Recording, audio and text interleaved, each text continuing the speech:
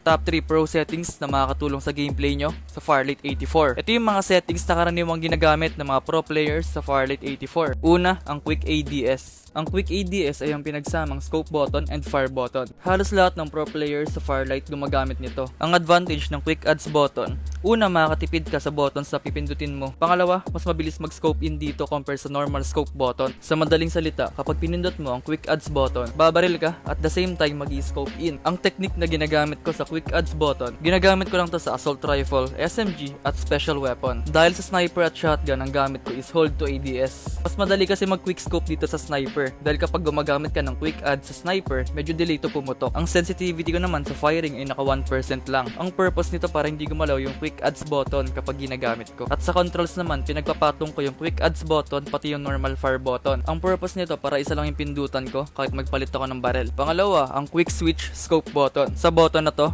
pwede ka magpalit ng scope kahit hindi ka nagbubukas ng bag. Masyado kasing mabagal minsan kapag mag-open ka pa ng bag para tanggalin mo yung scope. Lalo na kapag aksidente ka nakakapulot ng scope, madalas hindi mo siya natatanggal. Para magkaroon ka ng ganitong button, punta ka ng settings, tapos weapon, and then scroll mo sa pinakababa. Tapos i-turn on mo lang yan. Tapos ikaw na yung magde-decide kung saan mo to gustong ilagay. Pangatlo, ang map rotation. Ang map rotation, makakatulong to para hindi ka malito kung saan ka pupunta. Ganito yung mangyayari kapag naka-disable yung map rotation. Yung arrow mismo yung umiikot at nag-i-indicate kung saan ka papunta. Minsan kasi nakakalito yan, lalo na kapag nakabaligtad. Ganito naman kapag naka-open yung map rotation.